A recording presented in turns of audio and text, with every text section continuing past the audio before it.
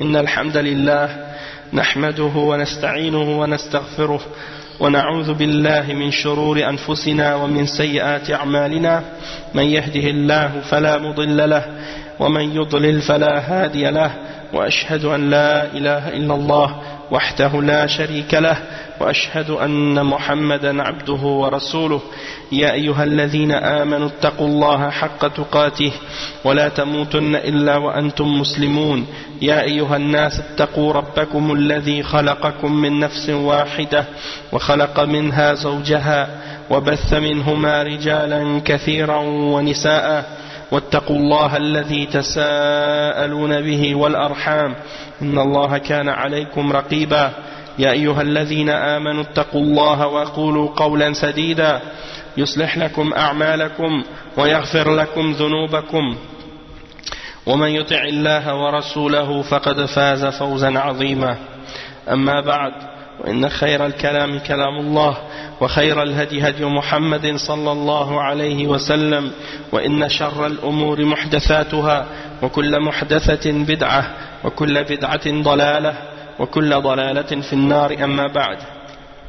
Naam. Donc au dernier cours, donc on commence aujourd'hui le cours numéro 2 dans la lecture du livre qui s'intitule Al-Mu'amalat al-Hukam fi Daw' al-Kitab wa Sunnah, écrit par le cheikh Dr Abdul Salam ibn Burjis al-Abdul Karim, c'est-à-dire le comportement à adopter envers les dirigeants selon la lumière du livre et de la Sunnah, c'est-à-dire le Coran et la Sunnah, écrit par le docteur cheikh Abdul Salam ibn Burjis al-Abdul Karim rahimahullah.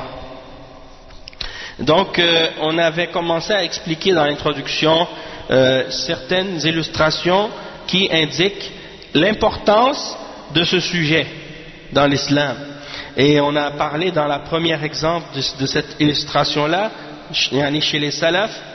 Donc la première illustration qui a été mentionnée parmi les illustrations qui montrent que nos salafs, salaf al-salih, donnait une grande importance à cette question et à ce sujet, c'est at-tahdhir min al-khuruj. C'est ça ce qu'on a lu au dernier cours, l'avertissement des salafs contre le fait de se révolter et de se rebeller et de sortir contre les dirigeants. Donc ça c'était le premier point qu'on a lu au dernier cours, et on a lu aussi la deuxième illustration, c'est-à-dire at-ta'kid ala ad-du'a ilahu, c'est-à-dire le fait de la confirmation du fait qu'on doit faire des invocations pour le dirigeant et non pas contre les dirigeants, contrairement à ce que certains parmi les hizbiyin et les gens de bid'a se permettent de faire aujourd'hui, puisqu'on sait qu'ils insultent les dirigeants, ils font des du'a contre eux sur le minbar ou dans les assemblées et des choses de ce genre.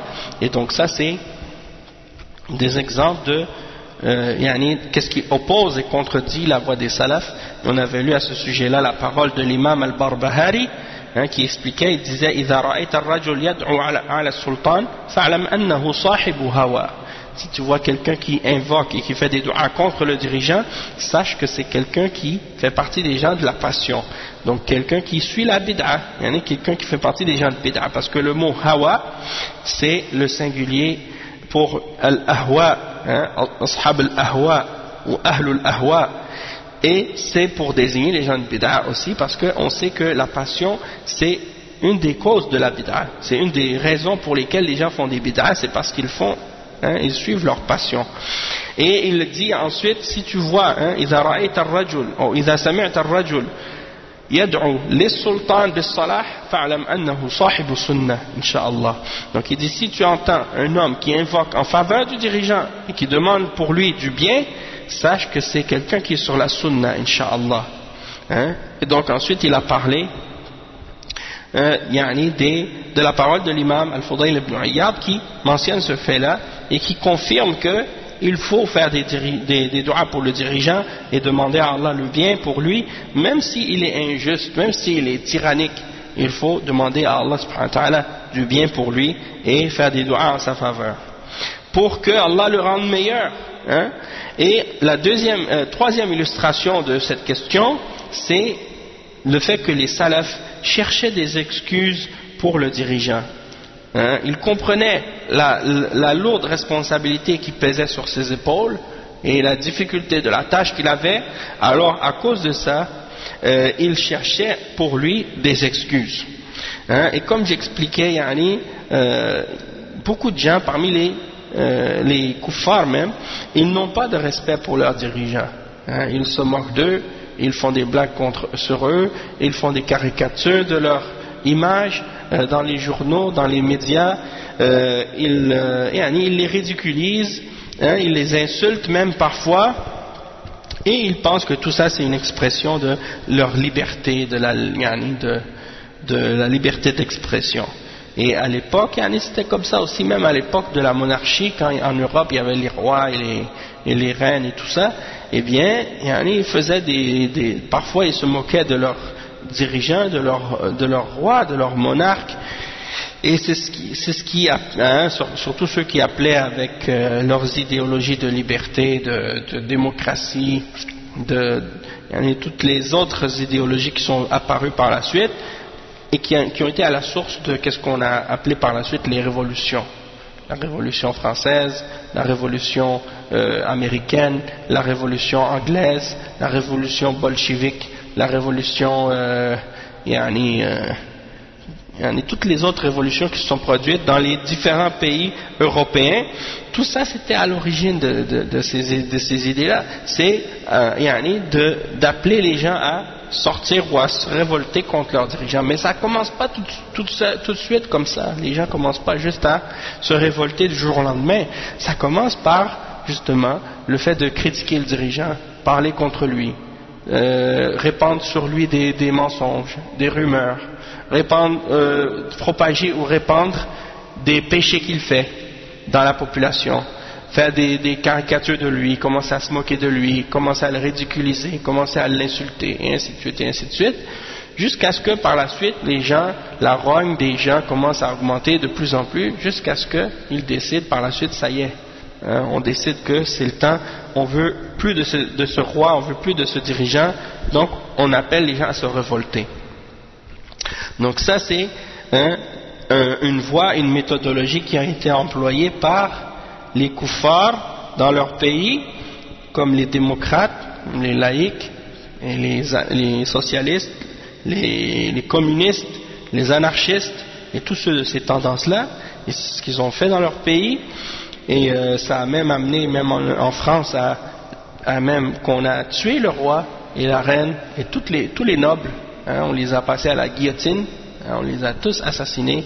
Et qu'est-ce qui est vraiment incroyable aussi par la suite, c'est que tous ceux qui ont été à l'origine de cette révolution-là, une fois par la suite, ont tous eux aussi été guillotinés. C'est-à-dire tous ceux qui ont fait cette révolution-là, à la base, eux-mêmes, par la suite, ont passé à la guillotine. Donc il y a eu par la suite une contre-révolution.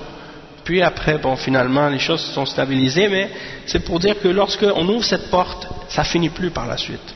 Ça finit plus. Et ça a pris beaucoup de temps avant que les choses se stabilisent, jusqu'à ce que Napoléon vienne par la suite. Puis après, Napoléon s'est déclaré empereur, il est devenu empereur, puis il a commencé à faire la guerre contre plein d'autres pays européens. Puis, c'est pour dire que ça, c'est des exemples, comment on revient en arrière encore une fois.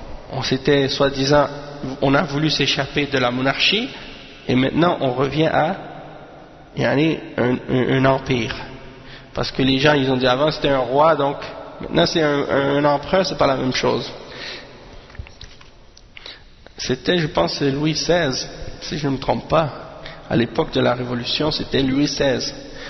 Et c'est ça. Donc, Allah al-Musta'an, c'est pour dire qu'il y a eu d'autres révolutions aussi par la suite. Il y a eu la révolution cubaine, la révolution en Russie, partout, ils ont essayé de se débarrasser de leur roi et de leur monarque. Il y a des musulmans dans les pays musulmans qui, eux aussi, sont influencés par ces idéologies-là et qui veulent imiter ces kuffars et suivre leurs idéologies et leurs voies. Donc, ils appellent eux aussi à ces choses-là. Donc ils ont appelé à se révolter contre les rois et les dirigeants qui étaient là, comme si l'histoire des pays musulmans était comparable à celle de l'Europe, alors qu'on sait qu'il n'y a pas de comparaison possible entre les deux, mais malgré tout, il y en a certains, comme le prophète Sallallahu l'avait annoncé, qu'il y a des gens qui vont essayer d'imiter les peuples qui nous ont précédés, les juifs et les chrétiens, pas à pas. Même si que l'un d'entre eux rentre dans un trou de lézard, eh bien, les musulmans vont essayer de les suivre dedans. Et donc, c'est ça ce qui se passe aujourd'hui. On voit ces gens-là qui essaient de les imiter aveuglément, et beaucoup d'entre les personnalités modernes dans les pays arabes, dans les États arabes contemporains, là, qui ont fait des coups d'État et des révoltes contre leurs dirigeants pour prendre le pouvoir, comme en Égypte, en Irak et en Libye et ailleurs. Tous ces gens-là, ils ont fait ça en se basant sur les idéologies qui viennent des kuffars de l'Occident, et soit sur le socialisme, soit sur la démocratie, soit sur la laïcité, ou ces principes de kufr. Donc ça n'a rien à voir avec l'islam, et il y a ceux qui suivent ces tendances-là, et il y a ceux qui sont influencés par les égarements de la secte des Khawarij. Il y en a qui réunissent entre les deux, les Khawarij, les Mu'tazila, et les Shia, Rafida. Ils font un amalgame et un mélange entre les idéologies des kuffars et les idéologies de leur secte et de leurs égarements, et ils prônent donc ces idées de révolte. Et parmi eux, on a la secte des frères musulmans, al-Ikhwan al-Muslimun.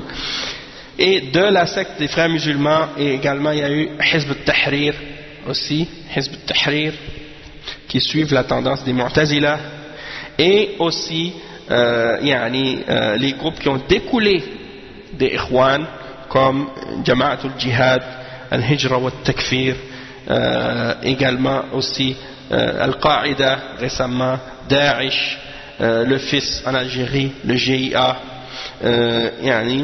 et d'autres tendances et d'autres groupes un peu partout dans les différents pays musulmans et arabes et non arabes. Donc on a vu ces groupes de ces tendances-là apparaître, et c'est ça ce qui se passe actuellement, c'est ça toute la fitna qu'on vit, c'est tout à cause de ces gens-là. Allah al-Musta'an.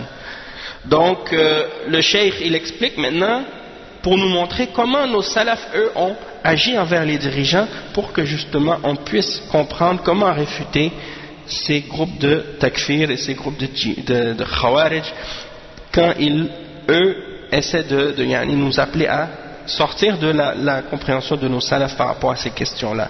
Donc le cheikh il dit, en citant l'imam al-Tortushi dans son livre Siraj al-Muluk, il dit كان العلماء يقولون إذا استقامت لكم أمور السلطان فأكثروا حمد الله تعالى وشكره وإن جاءكم منه ما تكرهون وجهوه إلى ما تستوجبونه بذنوبكم وما تستحقونه بآثامكم. Donc il dit, les ulama, ils disaient, c'est-à-dire ceux qui étaient avant nous, ils disaient, lorsque les affaires de votre dirigeant sont droites et sont correctes, alors glorifiez beaucoup Allah, et remerciez-le beaucoup. Mais si vous voyez de sa part quelque chose que vous n'aimez pas, alors dans ce cas-là, dirigez le blâme de ça à vos péchés et à qu'est-ce que vous méritez à cause de vos désobéissances envers Allah subhanahu wa ta'ala. Parce que c'est parfois une punition d'Allah subhanahu wa ta'ala lorsque le dirigeant qui est sur nous est injuste, ou qu'il nous fait du mal, ou qu'il nous fait des choses qu'on n'aime pas. C'est à cause de nous-mêmes, nos propres péchés. Et Allah subhanahu wa ta'ala nous punit par ce dirigeant-là. Et c'est comme ça que les salafs voyaient les choses. Ils ne regardaient pas le blâme toujours sur quelqu'un d'autre. Comme aujourd'hui, les gens ils essaient toujours de pointer du doigt le dirigeant. Et ils pensent que tous les malheurs qui les touchent et tous les malheurs qui leur arrivent viennent uniquement de l'action d'une seule personne, c'est-à-dire leur dirigeant. Et que eux, ils sont totalement et absolument innocents de quoi que ce soit qui leur arrive comme injustice. C'est seulement le dirigeant le coupable. Et c'est lui le seul criminel et le seul fautif. Eux, non, ils ont les mains blanches. Hein? Donc ils font pas d'injustice à personne, ils mentent pas, ils volent pas, ils font pas de réchois, hein? Ils trichent pas, ils respectent toutes les règles, ils obéissent au doigt et à l'œil, mais c'est le dirigeant qui est pas bon. Hein? Et tout ce qui est comme injustice dans la société, c'est juste à cause du dirigeant. Et tout le monde sait très bien, et même ceux qui critiquent les dirigeants savent très bien que c'est pas vrai, et que eux-mêmes, ils savent en eux-mêmes qu'ils sont pas justes. Hein? Donc, comment ils pouvaient par la suite penser que le mal qui leur arrive était juste à cause d'un seul homme, et que s'ils enlèvent de cette place cet homme-là qu'ils n'aiment pas ou qu'ils pensent qu'il est la source de leur malheur, que s'ils l'enlèvent pour le remplacer par quelqu'un d'autre, tout d'un coup, du jour au lendemain, tout ce qu'ils n'aiment pas va se remplacer par du bien, et que tout d'un coup leur vie va s'améliorer, qu'ils vont être dans un monde parfait. Comme ceux qui se sont révoltés par exemple en Égypte, qui pensaient qu'en enlevant du pouvoir celui qui était là, et que remplacer cet homme-là par un autre, tout de suite le pays va devenir meilleur. Le président, il n'est pas tout seul, hein, même si tu vois qu'il est au pouvoir, que c'est lui le président, mais un président tout seul il peut rien faire. Il a besoin des ministres, il a besoin des conseillers, il a besoin des gens qui vont l'aider, il a besoin des soldats, il a besoin des capitaines, des soldats, des maires, il a besoin de toutes sortes de monde qui vont l'aider et le supporter et l'encourager. Il a besoin même des gens pour le conseiller. Mais s'il était tout seul, il n'a pas de pouvoir. S'il est tout seul, il ne peut rien faire. Hein? Sans son armée, sans la police, sans les ministres, sans les conseillers, sans les députés, sans tous ceux qui sont là autour, les maires, pour justement mettre ses ordres en application, mettre ses commandements en application et pour faire respecter sa parole et organiser la vie des gens. Sans ça, tout seul il peut rien faire. Et donc ça veut dire que d'un certain côté aussi, par la suite, chacun de la population a une responsabilité dans la justice, dans disons, la justice et le bien qui est dans la société. Si le peuple lui-même est injuste, comment ils peuvent espérer par la suite que le dirigeant lui-même va être juste? Donc souvent, Allah subhanahu wa ta'ala punit les peuples en mettant sur eux quelqu'un qui est comme eux, pour leur faire goûter une partie de leur injustice.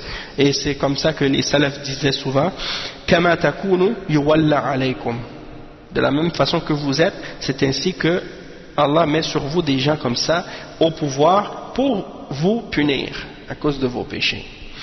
Et il y a un verset dans le Coran dans ce sens-là aussi. Et il dit ensuite, le cheikh, il dit wa aqimu uzra sultan لانتشار الأمور عليه وكثرة ما يكابده من ضبط جوانب المملكة واستئلاف الأعداء وإرضاء الأولياء وقلة الناصح وكثرة التدليس والطمع. انتهى كلامه من كتاب سراج الملوك للطرطوشي. Donc il dit, et établissez l'excuse pour le dirigeant à cause de toutes les choses qui se diffusent sur lui. Le grand nombre de choses qu'il doit régler dans son royaume et le grand nombre d'ennemis qu'il a contre lui qui se réunissent et le grand nombre d'alliés qu'il doit essayer de plaire, à qui il doit essayer de plaire et de satisfaire, et le peu de conseillers honnêtes et sincères, et la grande quantité des mensonges ou des faussetés, des choses qui lui sont cachées, et des gens qui cherchent à obtenir leurs intérêts ou qui veulent quelque chose de lui, hein, et qui essaient de profiter de lui.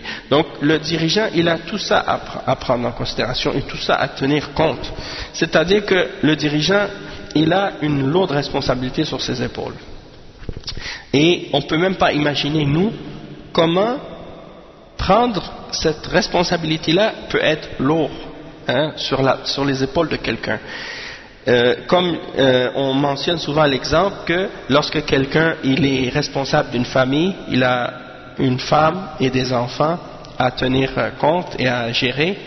Ça c'est une grande responsabilité aussi, et des fois on n'arrive même pas à faire respecter l'ordre d'Allah subhanahu wa ta'ala dans notre maison, alors qu'on a juste quelques enfants et une épouse à s'occuper.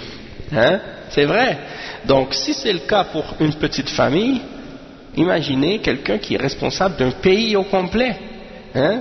Donc des fois tu vois ces takfiriyin, ces khawarij, tu vois leurs enfants, tu vois leurs femmes, et ils ne sont même pas capables de les faire respecter les règles de l'islam. Et tu vois leurs parents, leurs oncles, leurs tantes, leurs proches, leurs frères et leurs sœurs, qui sont parfois perdus, égarés, loin de la pratique islamique. Et quand ils veulent leur faire appliquer les choses de l'islam, ou leur faire comprendre la religion, ils peuvent même pas leur faire respecter rien de ça, ou même pas un minimum de ça. Si c'est juste dans ta propre famille que tu peux pas faire respecter la parole d'Allah, que tu as de la misère à te faire écouter et faire respecter dans ces choses-là, alors imagine-toi que toi tu es le dirigeant et que tu es le responsable d'un pays au complet, et que c'est sur toi que pèse cette responsabilité-là, et que demain c'est toi qui as sa place. Qu'est-ce que tu vas faire? Comment tu vas faire? Est-ce que tu penses que tu vas faire mieux que lui? Ou bien peut-être tu vas faire encore pire que lui? Donc c'est facile de juger quelqu'un, ouais, c'est ça. Exactement. Ça c'est un bon exemple. Tu vois? Comme s'il y en a des gens, ils veulent faire imposer à tout le monde, mais eux-mêmes ils ne sont pas capables de le faire imposer. Mais bien entendu, c'est pas une excuse. Mais en même temps, c'est juste pour faire réfléchir. Tu vois? Comme Allah subhanahu wa ta'ala dit dans le Coran, ta'muruna an-nasa bil birri wa tansawna anfusakum wa antum tatluna al-kitab. Est-ce que vous ordonnez aux gens le bien, mais vous oubliez vous-même alors que vous récitez le livre? Donc c'est ça, tu vois. Il a dit, impose-le à ta fille. Si ta fille va le mettre, après nous on va l'imposer aux autres. Mais Allah al-Musta'an, il n'est même pas capable de le faire. Donc s'il n'est pas capable lui de le faire, alors comment il va être capable de le faire pour l'imposer à toutes les femmes du pays? Donc ça c'était un exemple, même si c'est pas un exemple valable dans le sens que c'est pas une excuse pour ne pas l'imposer, mais c'est pour dire que quand même c'est quelque chose qui est lourde et qui est pas facile à faire. Après il dit وَلَوْ ذَهَبْنَا نَسْتَقْصِي مِثْلَ هَذِهِ الصُّوَرْ الرَّائِعَةِ عَنْ سَلَفِنَا الصَّالِحِ لَطَالَ الْمَقَامِ وَاتَّسَعَتْ دَائِرَةُ الْكَلَامِ. Donc il dit si on allait essayer d'énumérer et de rassembler toutes les différentes illustrations, les belles paroles, les belles illustrations que nos salaf salih nous ont laissées par rapport à ces questions-là et ce sujet-là, il dit on aurait eu beaucoup de choses à dire, et on n'aurait même pas pu ramasser tout, tellement il y en a beaucoup de choses à dire sur ça. Mais il dit wa alaykum salam wa rahmatullah, il dit walakin fima dhakarna tanbihun ala al-maqsoud wa idahun lil manshud faman ta'ammala fihi wa ansafa bana lahu ghalat man ta'assafa wa ajhafa wa lam yara li wulati al-amri haqqan ولم يرع لهم قدرا فجردهم عن الحق الذي فرضه الشارع لهم اتباعا للهوى وتأثرا بمذاهب أهل الردى. Donc le cheikh il dit il dit dans ce qu'on a mentionné il y a une note importante à qu'est-ce qu'on veut expliquer et qu'on veut clarifier pour celui qui observe et qui analyse avec honnêteté par rapport à qu'est-ce qu'on a clarifié. Il va voir clairement l'erreur de celui qui ne voit pas le droit du dirigeant et qui ne leur donne pas le respect qui leur revient, et qui essaie de leur extirper leur droit que Allah leur a donné en suivant la passion ou en étant influencé par les différentes voies des gens de l'égarement, les gens du mal. Donc ça c'est clair. On voit que dans l'islam, on est ordonné de donner aux dirigeants son droit et son respect.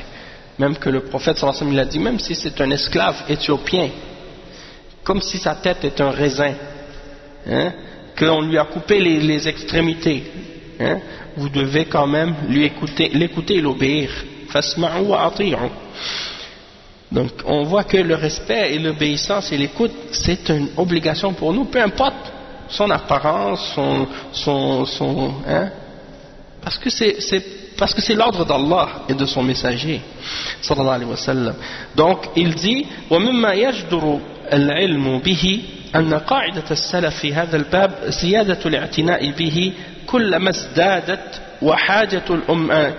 ازدادت حاجة الأمة إليه سدا لباب الفتن وإيصادا لطريق الخروج على الولاة الذي هو أصل فساد الدنيا والدين. Donc il dit qu'est-ce qui est important de connaître par rapport à ça, c'est de savoir les règles des salafs et de l'expliquer, de faire savoir ça aux gens, plus que la Ummah en a besoin, plus qu'on doit l'expliquer. C'est ça que le cheikh il explique, il veut dire ici. Et la raison de ça, c'est qu'on le fait pour fermer la porte à la tentation, à la fitna, aux problèmes, aux tribulations. Et également pour fermer la porte aux révoltes et aux sorties qui sont faites contre les dirigeants, qui sont à la base du désordre et de la corruption dans la dunya, dans la vie d'ici-bas, dans les affaires de la vie et dans les affaires de la religion. ولقد تجسدت هذه القاعدة فيما كتبه أئمة الدعوة النجدية رحمهم الله تعالى في هذا الباب عندما تسربت بعض الأفكار المنحرفة فيه إلى جماعة من المنتسبين إلى الخير والصلاح. Et il dit que les imams de la da'wa salafiyya dans le Najd, le Cheikh Mohammed ibn Abdul Wahhab et ses élèves et ses fils qui ont propagé la da'wa après lui, ils ont eu affaire à certains groupes qui avaient des idées déviées au sujet de ces questions-là, parmi un groupe d'entre eux qui appelait ou qui étaient affiliés au bien et à la réforme. Donc ils ont exagéré dans certaines choses ou dévié dans certaines de ces choses-là, et les imams les ont réfutés dans ces questions-là. Il dit وَلَقَدْ أَكْثَرُوا رحمهم الله تعالى من تقرير هذا الأمر فأفاضوا فيه وكرروا بيانه زيادة في الإيضاح واستئصالا للشبه الواردة عليه ولم يكتفوا بكلمة واحدة ولا تقرير فرد منهم لهذا الأمر الخطير لعلمهم بما ينتج عن الجهل به من البلاء والشر المستطير. Donc il dit que les imams, ils ont fait plusieurs rappels et ils ont confirmé cette question et ils en ont parlé longuement et avec beaucoup de détails, et ils ont clarifié ça à maintes reprises avec plus d'explications pour éliminer et détruire complètement les shubuhat, les ambiguïtés, les doutes qui ont été ramenés à propos de cette question-là. Et puis ils ne se sont pas limités juste à une seule parole ou bien wa alaykum salam wa rahmatullah, ou bien à une seule fois, et on est parlé de ça une fois puis c'est fini. Non, c'est une question dangereuse, et parce qu'ils savent que cette question-là est parce qu'ils savent que ce sujet-là c'est quelque chose d'important et que le fait de l'ignorer ça ramène des grands malheurs et des maux qui se propagent partout, eh bien ils ont donné à ça une grande importance, ils l'ont clarifié en détail. Et il dit le cheikh وفي ذلك يقول الشيخ الإمام عبد اللطيف بن عبد الرحمن ابن حسن آل الشيخ رحمه الله ورحم الله الجميع في كلام متين يكشف شيئا من الشبه الملبسة في هذا الباب ويرد على من أشاعها من الجهال. Donc le cheikh il dit que le cheikh l'imam Abdul Latif Ibn Abdul Rahman Ibn Hassan al-Sheikh, que Allah fasse miséricorde à tous ceux-là, un des descendants du cheikh Mohammed Ibn Abdul Wahhab, un des grands ulama de la da'wa, il a dit une parole très forte et très solide qui dévoile, qui réfute en même temps les shubuhat de ceux qui ramènent des ambiguïtés dans ce sujet-là pour confondre les gens, et il les réfute. Il réfute ce que les ignorants ont propagé comme ignorance à ce sujet-là. Et il dit وَلَمْ يَدْرِ هَؤُلَاء الْمَفْتُونُونَ أَنَّ أَكْثَرَ وُلَاةِ أهل الإسلام من عهد يزيد بن معاوية حاشا عمر ابن عبد العزيز ومن شاء الله من بني أمية قد وقع منهم من الجراءة والحوادث العظام والخروج والفساد في ولاية أهل الإسلام ومع ذلك فسيرة الأئمة الأعلام والسادة العظام معهم معروفة مشهورة لا ينزعون يدا من الطاعة فيما أمر الله به ورسوله من شرائع الإسلام وواجبات الدين. Donc le cheikh il dit, Abdul Latif, il cite les paroles de l'imam Abdul Latif al-Cheikh, il dit que ces gens-là qui sont tombés dans la fitna par rapport à cette question qui a rapport avec les dirigeants et le takfir, il dit ils ne savent pas que la plupart des dirigeants de l'islam depuis l'époque de Yazid ibn Muawiyah, excepté Omar ibn Abdul Aziz, parmi les dirigeants de Bani Umayya, ainsi que ceux que Allah a voulu, d'entre les gens de cette dynastie, la dynastie de Bani Umayya, on a vu se produire de leur part des choses graves, des grands événements, des rébellions, du désordre dans la façon de gérer les musulmans et de diriger les musulmans. Et malgré tout ça, les imams de l'islam ont toujours été dans ce que Allah a ordonné ainsi que son messager par rapport à ces questions-là.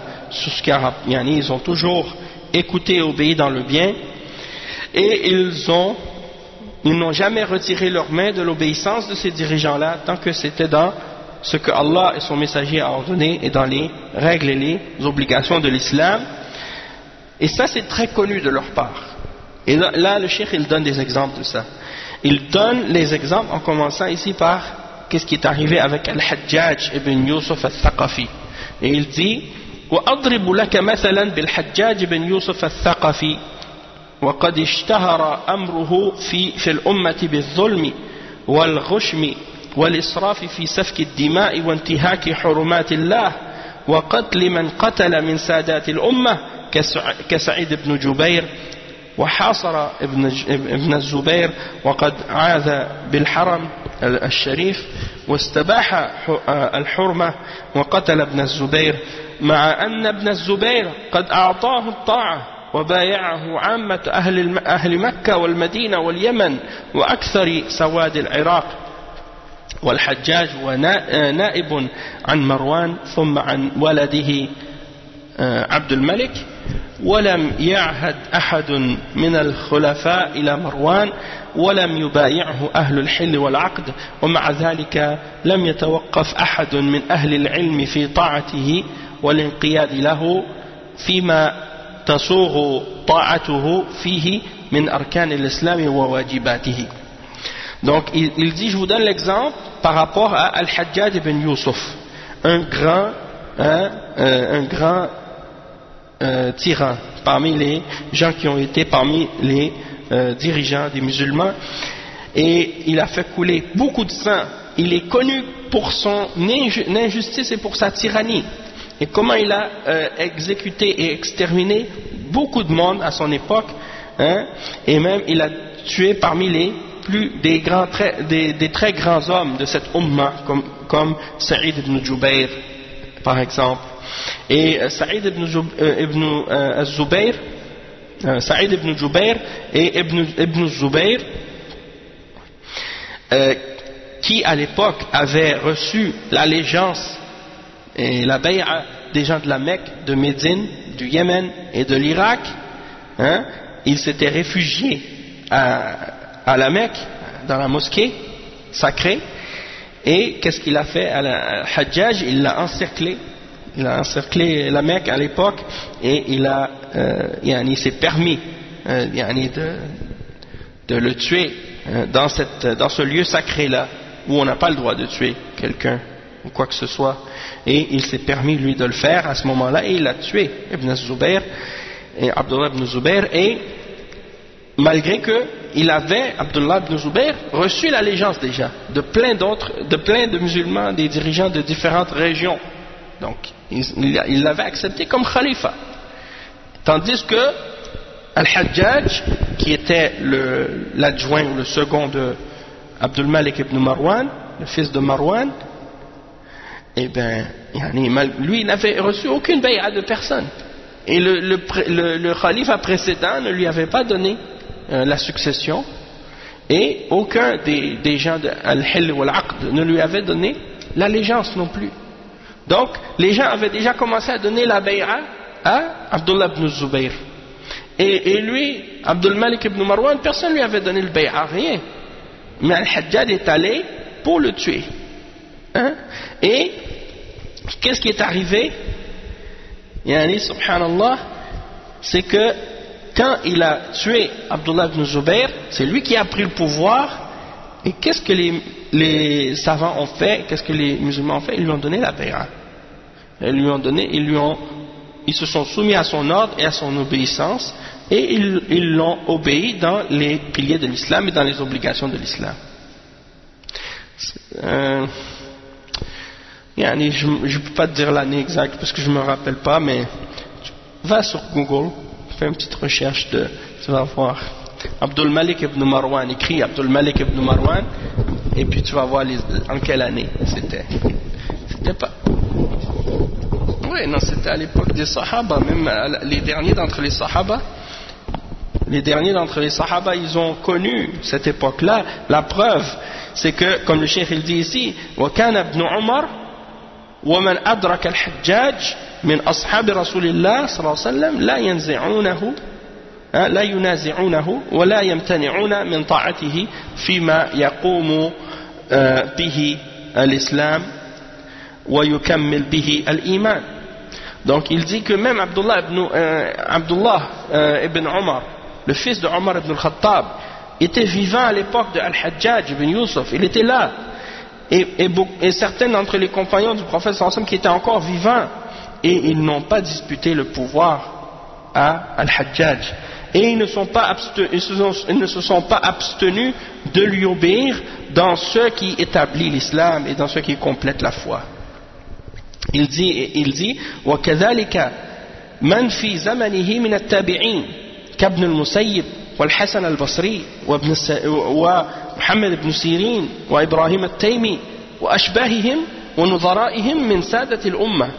Il dit que de même que les grands parmi les élèves des Sahaba qui étaient vivants à l'époque, les tabi'in, comme Ibn al-Musayyib, Al-Hassan al-Basri, Mohammed ibn Sirin, Ibrahim al-Taymi, et ceux qui leur ressemblent, et ceux qui sont dans leur degré, parmi les têtes des musulmans de l'époque, parmi les grands hommes de cette umma.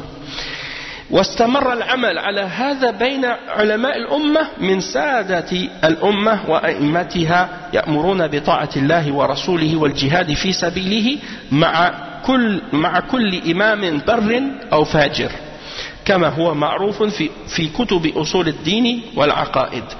Et il dit le comportement envers les dirigeants est resté comme ça parmi les ulama de la Ummah et les grands hommes de cette Ummah et les imams de l'islam. Ils ont toujours ordonné aux musulmans d'obéir à Allah et d'obéir aux messagers et de faire le djihad dans le sentier d'Allah avec tous les dirigeants, qu'ils soient pieux ou pervers, comme cela est connu dans les livres des fondements de la religion et de la aqidah. Il dit وَكَذَلِكَ Banu al-Abbas. Banu al-Abbas, c'est la dynastie qui est venue après Bani Umayya.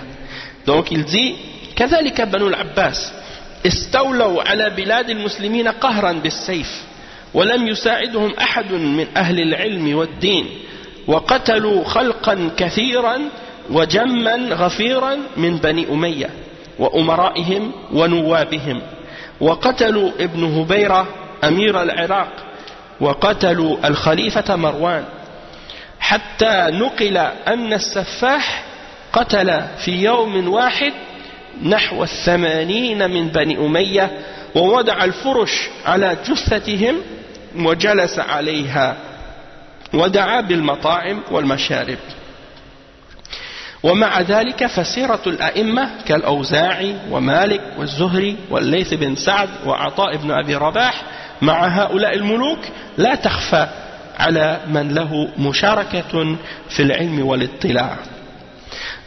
Donc le cheikh il dit, c'est ainsi que la même chose s'est passée avec la dynastie de Bani al-Abbas, al-Abbasiyya. Ils ont pris le pouvoir sur les pays musulmans par la force et par l'épée. Et personne des hommes de science ne les a aidés.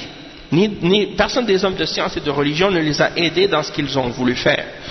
Mais ils ont tué un grand nombre des gens de la dynastie de Bani Umayya et des dirigeants et des ministres de Bani Umayya.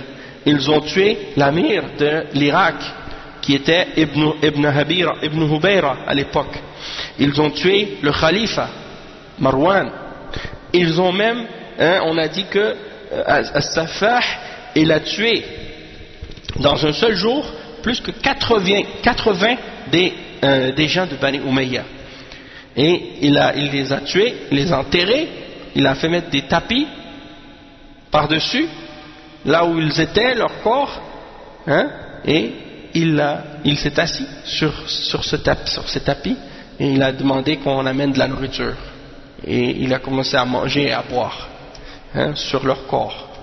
Donc tout ça c'est des atrocités, des choses qui sont faites qui sont graves.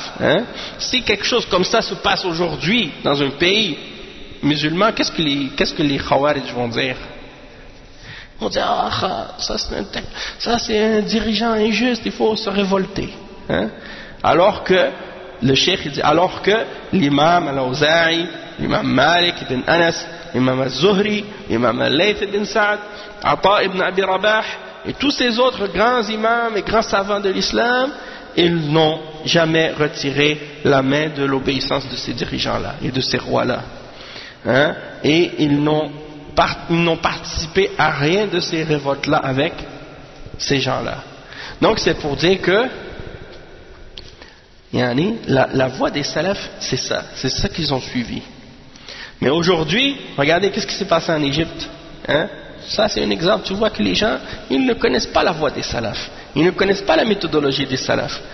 Ils sortent dans la rue, ils veulent enlever un dirigeant parce qu'ils ne leur donnent pas du sucre, ils ne leur donnent pas du chocolat, et là ils se fâchent parce qu'ils n'ont pas des bonbons et du sucre et toutes les choses qu'ils veulent. Donc ils se sortent dans la rue, on ne veut plus toi, enlève-toi du pouvoir. Ils s'en vont, ils font des élections, et les élections, c'est qu'est-ce qui amène le plus de désordre, parce que tu divises le peuple en deux. Ceux qui aiment l'ancien dirigeant, ils ne sont pas contents parce qu'ils ne veulent pas un nouveau, et ceux qui aiment un autre dirigeant, eux, ils sont pas contents si l'autre reste, et ils sont contents si le nouveau rentre. Et ça divise le peuple en deux, et qui se combattent les uns les autres, qui se font la guerre les uns aux autres, et après, qu'est-ce qui arrive? L'autre il vient, il gagne les élections, il prend le pouvoir, qu'est-ce qui arrive ensuite? Les autres ils sont pas contents. Ah, lui là, il est pas bon. Ça fait 1 an qu'il est là, il n'a pas fait qu'est-ce qu'il avait dit, et notre situation n'est pas mieux qu'avant, et même pire, alors nous aussi on veut l'enlever. Alors ils sortent tous dans la rue, ils font une manifestation, l'armée rentre là-dedans, ça y est, ils l'enlèvent, ils mettent un nouveau. Et là, si ça continue, après il y a un autre qui va venir, ils vont faire une élection, après ça ils vont dire non, lui on le veut pas, ou bien ils vont dire bon on le garde. Les autres qui étaient là avant, qui avaient élu l'ancien, ils sont pas contents, ils veulent le faire enlever. Et ça c'est qu'est-ce qui ramène l'instabilité dans le pouvoir, dans la politique, et qui ramène le désordre dans la société, qui divise la société musulmane, détruit la sécurité, la paix dans la société, et ramène le désordre et le chaos. Ça n'amène rien de bon. Et donc c'est pour cette raison-là que les ulama n'adoptent pas ces voies-là. Et ils ont dit, si quelqu'un parmi les dirigeants, parmi les musulmans, parce qu'ils ont, les ulama des salafs, ils ont expliqué, l'imam Ahmed sur le Sunnah, et d'autres également, dans l'imam al-Barbahari, et les autres imams, ils ont tous expliqué ça, que la façon comment on choisit le dirigeant dans la charia, il y a quatre façons. Première façon, c'est que le dirigeant qui est là, avant, il désigne celui qui va le succéder. La deuxième façon, c'est quoi? C'est que, les gens, plutôt la première façon, c'est que les savants et les gens, importants dans la société, eux, ils vont donner bay'a à un dirigeant. Donc ça, c'est la première. Que Ahlul Hill wal Aqd donne la bay'a à quelqu'un d'entre eux. Et c'est lui qui devient dirigeant. Deuxième façon, c'est que celui qui est au pouvoir, il va donner le bay'a, il va donner la succession à celui qui veut que ce soit son successeur. Comme le premier cas, c'est l'exemple de le prophète sallallahu alayhi wa sallam, après sa mort, les musulmans, les savants parmi les sahaba ont donné la bay'a à qui? À Abu Bakr as-Siddiq. Ensuite, Abu Bakr as-Siddiq, il a donné la succession à Omar ibn al-Khattab. Donc il a dit, après moi, c'est Omar ibn al-Khattab qui va être le khalifa. Alors quand Abu Bakr radiyallahu anhu est mort, c'est Omar ibn al-Khattab qui est devenu le khalifa. Il n'y a pas eu de choix, il n'y a pas eu de désignation, il n'y a pas eu d'autres choses. C'était désigné par Abu Bakr, ça y est, c'est lui le khalifa après moi. Alors ça y est, c'est fini. Il n'y a pas d'autre chose à faire.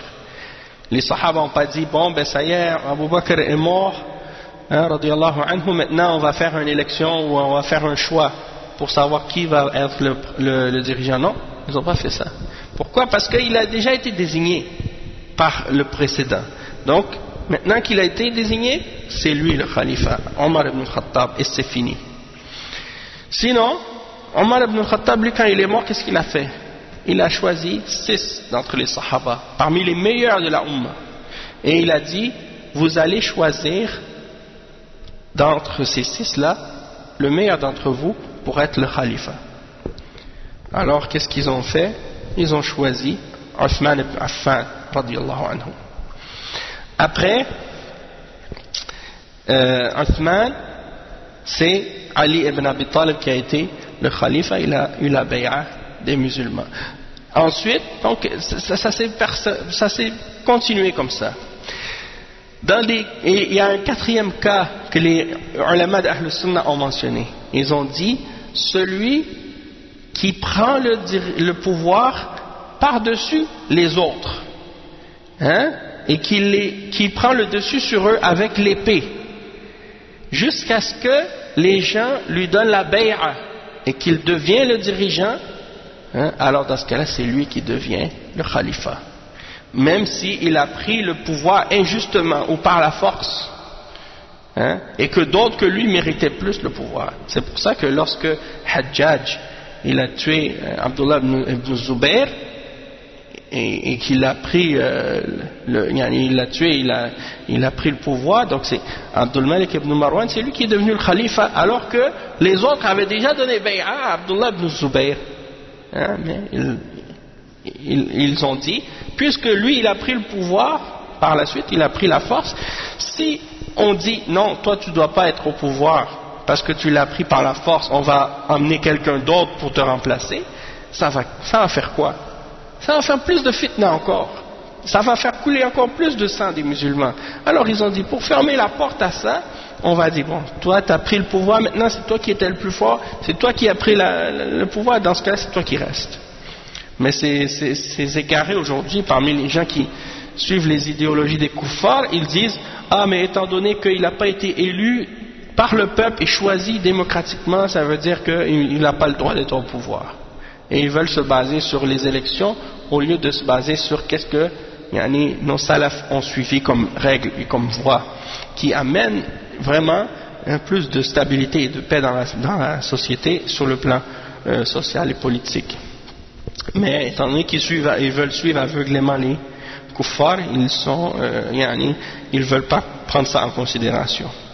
Après il dit وَالطَّبَقَةُ الثَّانِيَةِ مِنْ أَهْلِ الْعِلْمِ كأحمد بن حنبل ومحمد بن إسماعيل ومحمد بن إدريس وأحمد بن نوح وإسحاق بن راهوية وإخوانهم وقع في عصرهم من الملوك ما وقع من البدع العظام وإنكار الصفات ودعوا إلى ذلك وامتحنوا فيه وقتل من قتل كأحمد بن النصر ومع ذلك فلا يعلم أن أحدا منهم نزع يدا من طاعة ولا رأى الخروج عليهم. انتهى كلامه.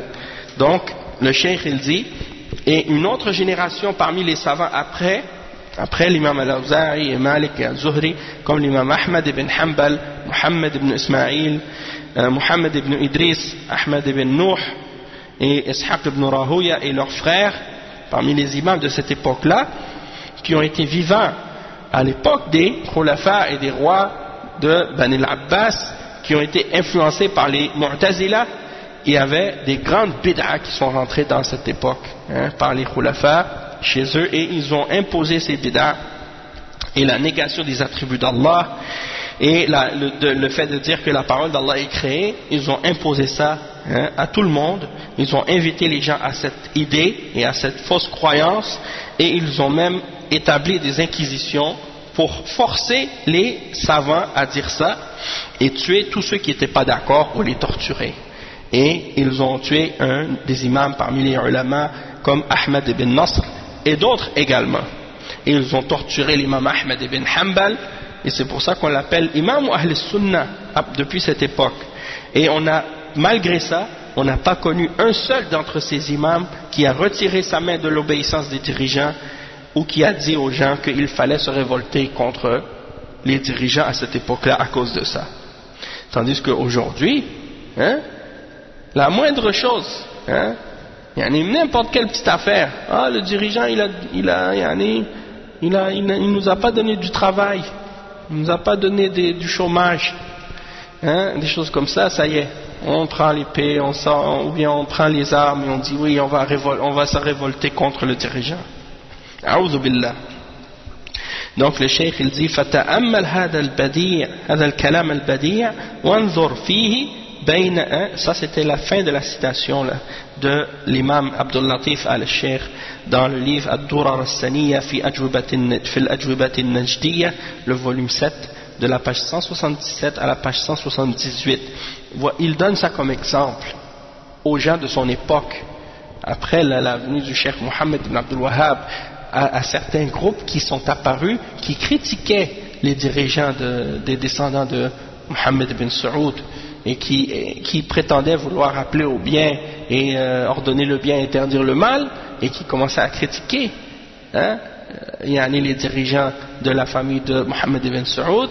Et ils commençaient à ramener des idées des Khawarij, et les ulama de l'époque les ont réfutés et leur ont montré, en citant les exemples des khulafa du passé, pour leur dire que qu'est-ce que vous critiquez de ces dirigeants-là aujourd'hui, c'est moins pire que ce que faisaient les dirigeants de l'époque des salafs. Et malgré tout, les salafs à l'époque, eux, ils n'ont pas appelé à se révolter contre les khulafa qui faisaient ces choses-là à l'époque. Donc pourquoi vous aujourd'hui, vous appelez les musulmans à se révolter contre ces dirigeants-là aujourd'hui, qui font des choses qui sont moins graves même par rapport à qu'est-ce que ceux-là faisaient? Donc c'est pour montrer que s'ils sont honnêtes et s'ils sont clairs et s'ils comprennent les choses, ils ne vont pas se révolter contre leurs dirigeants aujourd'hui.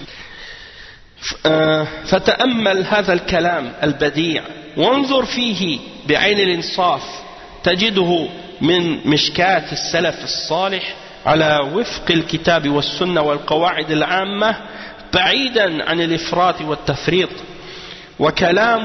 وكلام أئمة الدعوة رحمهم الله كثير في هذا الباب، ترى طائفة منه في جزء السابع من كتاب الدرر السنية في الأجوبة النجدية. Donc il dit, médite bien sur cette belle parole qu'on a lue de l'imam Abdul Latif, et regarde cette parole avec un œil qui est honnête et juste, et tu vas voir que elle sort de la même lanterne que celle des salaf as-salih, de la même source, et qu'elle est en accord avec le Coran et la Sunna et les règles générales de la religion, loin de toute forme d'extrémisme et toute forme de laxisme. Il dit, et les paroles des imams de la da'wah, qu'Allah leur fasse miséricorde, leurs paroles sont très nombreuses à ce sujet-là, et tu vois même un groupe de ces paroles-là réunies dans le volume 7 du livre Ad-Durar As-Saniyya fi al-Ajwibat an-Najdiyya. C'est le livre dont je vous ai parlé, le recueil des écrits et des paroles des imams et des fatawa des imams du Cheikh Mohammed Abdul Wahhab et de ses élèves et de ses descendants qui ont appelé à la da'wa salafiyya après lui.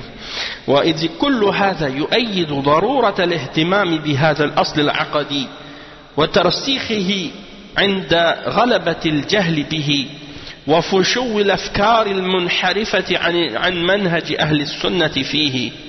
Donc il dit tout ça, c'est quelque chose qui vient confirmer et supporter la nécessité de donner une importance à ce fondement dans la aqidah et de l'enraciner lorsque l'ignorance commence à prendre le dessus sur les gens et que les pensées déviées commencent à se propager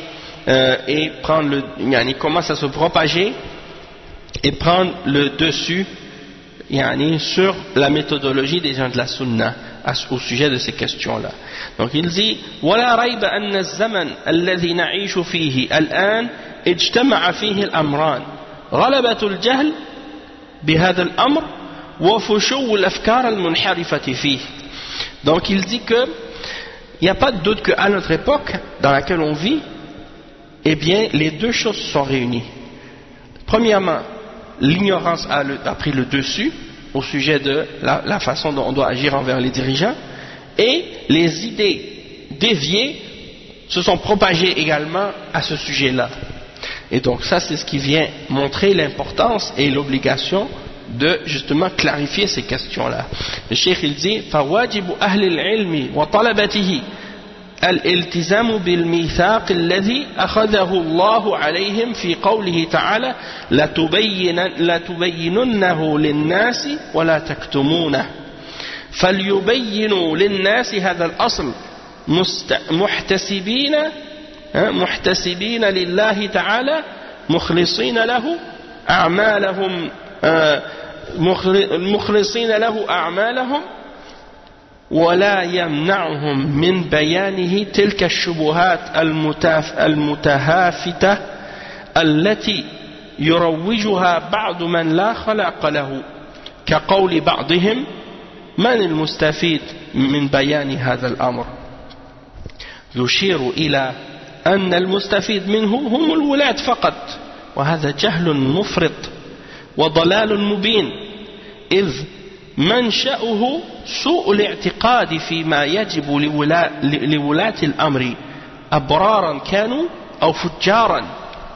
Donc le cheikh il dit, il est obligatoire donc pour les hommes de science ainsi que les élèves qui cherchent la science de rester accrochés à l'engagement qu'ils ont pris d'Allah subhanahu wa ta'ala, ou que Allah subhanahu wa ta'ala leur a fait prendre dans sa parole, dans le Coran, dans Surat Al-Imran, le verset 187, où Allah subhanahu wa ta'ala a pris cet engagement-là avec les hommes de science et avec les prophètes avant eux, qu'ils allaient clarifier la vérité pour les hommes et qu'ils n'allaient pas la cacher.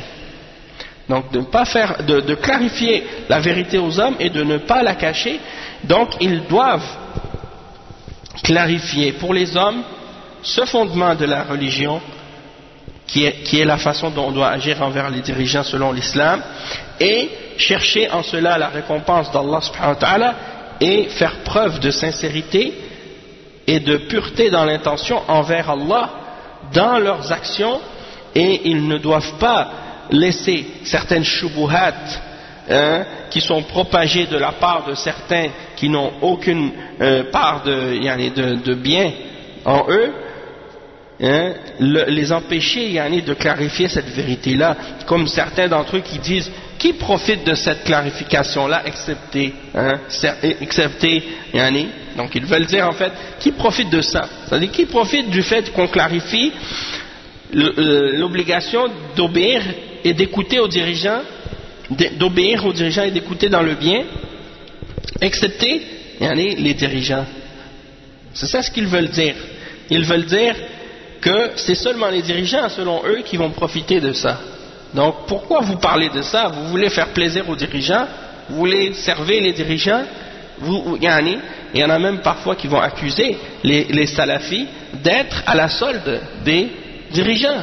Pourquoi? Parce qu'on appelle les musulmans à écouter et à obéir les dirigeants.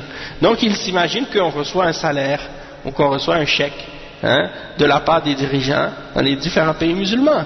Donc ça veut dire que tous les pays musulmans là aujourd'hui là, ils nous donnent un chèque à chaque jour ou à chaque année ou à chaque oui. Donc on devait être millionnaire si c'était comme ça. Masha'Allah. Non.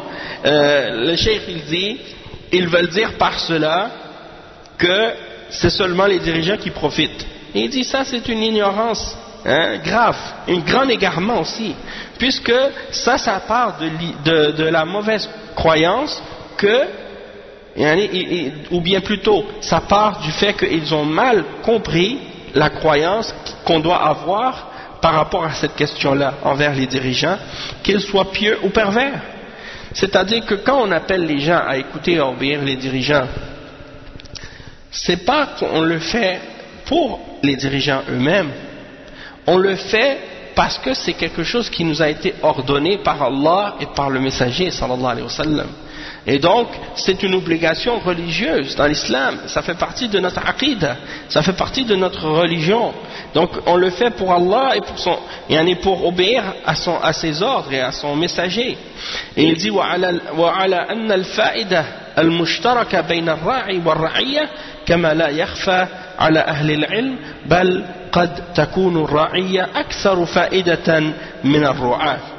Donc il dit le cheikh que même si on regarde par exemple la question de qui est-ce qui en profite réellement de cette obéissance et de ce principe de Ahl Sunnah, est-ce que ce sont la population ou ce sont les dirigeants qui en profitent le plus? Et le cheikh il dit, il n'échappe pas aux hommes de science que ce sont non seulement la population qui en profite, non seulement les dirigeants qui en profitent, mais même qu'on peut dire que la population et le peuple en profitent même plus que le dirigeant de cette obéissance-là. Et le fait qu'il y ait cette obéissance envers les dirigeants et cette écoute dans le bien, eh bien, les répercussions et les conséquences bénéfiques et positives de ça sont plus grandes pour la population et pour le peuple que pour le dirigeant lui-même. Et parce que c'est un bien général. Et c'est là que la société va être ordonnée, et va être en paix, et va être stable, et va être forte, et unie, et ainsi de suite. Donc le cheikh il dit ensuite وَمِنَ الشُّبَهِ أيضا قول بعضهم إن الكلام في هذا الموضوع ليس هذا وقته ليس هذا وقته. Donc le cheikh il dit que parmi les shubuhat de certains par rapport à cette question-là, ils disent c'est pas le temps de parler de ça maintenant. C'est pas le temps de parler de ça maintenant. Donc le cheikh il dit subhanallah mata waqtuhu idhan. Il dit subhanallah, si ça c'est pas le temps maintenant, c'est quand est-ce que ça va être le temps d'en parler? Wa alaykum salam wa rahmatullahi wa barakatuh. Le cheikh il dit أإذا طارت الرؤوس وصفكت الدماء أإذا عمت الفوضى ورفع الأمن. Donc le cheikh il dit si c'est pas le temps maintenant d'en parler, quand est-ce que c'est le temps? Est-ce que c'est lorsque les têtes commencent à voler? Est-ce que c'est quand le sang commence à couler? Est-ce que c'est quand le désordre et le chaos total est propagé et qu'on a enlevé complètement la sécurité dans la société? C'est là qu'on commence à parler de ça? Donc le cheikh dit إن الكلام في هذا الموضوع يجب أن يكثف من قبل العلماء وطلبات العلم في هذه الأيام خاصة لما حصل لفئام من الناس من تلوث فكري في هذا الباب قاد زمامه شراذم من أصحاب الاتجاهات الدخيلة فأفسدوا أيما إفساد وشوشوا على عقيدة أهل السنة والجماعة في هذا الباب الخطير بما ألقوه من الشبه الفاسدة والحجج الكاسدة.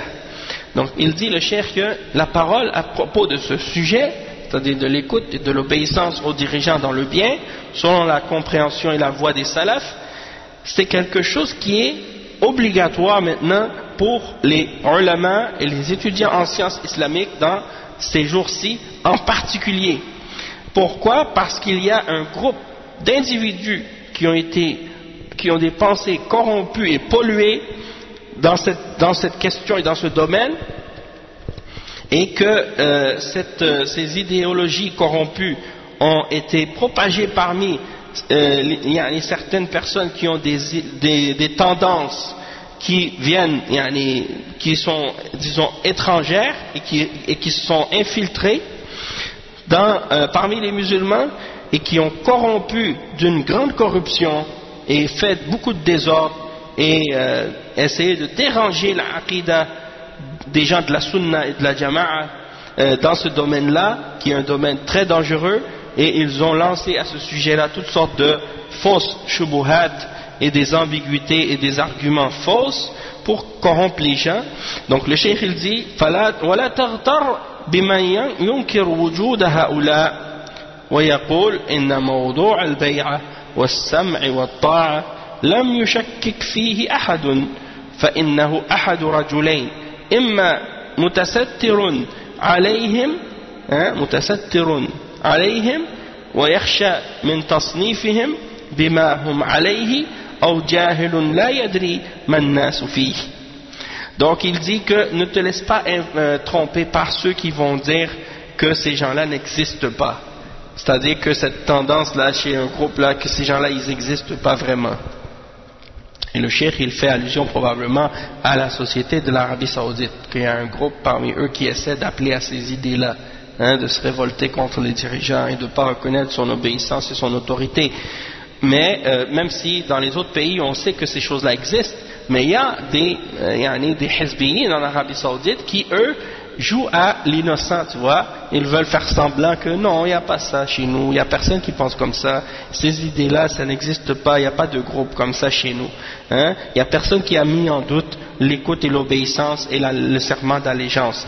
Alors, il dit, le cheikh, celui qui dit ça ou qui agit comme ça, c'est une des deux personnes suivantes. Soit que c'est quelqu'un qui essaie de les couvrir, parce qu'il ne veut pas qu'on les catégorise ou qu'on dise à leur sujet qu'ils font partie de ce groupe-là, parce qu'il sait, il sait sur quoi ils sont, ou que c'est quelqu'un qui est ignorant et qui ne connaît pas la réalité des gens. Donc il dit, le cheikh, فَلْيَتَّقِ اللَّهَ هَؤُلَاءِ الْمُرْجِفُونَ وَلْيَنْتَهُوا عَنْ صَدِّ النَّاسِ عَنْ سَبِيلِ اللَّهِ تَعَالَى خِدْمَةً لأحزابهم أو ترويجا لمذاهبهم الفاسدة بمثل هذه الشبه الواهية أو اتباعا لأهوائهم بغير هدى من الله. Donc il dit que ces gens-là craignent Allah, c'est murjifoun. Al-murjifoun, c'est qui? C'est les gens qui essaient de faire peur à ceux qui veulent obéir à Allah ou qui veulent appeler à l'obéissance d'Allah ou établir l'obéissance d'Allah et appeler à établir la sunnah. Comme on appelle aussi les mukhadhila, ceux qui veulent décourager les gens qui appellent à la sunna et qui défendent la vérité.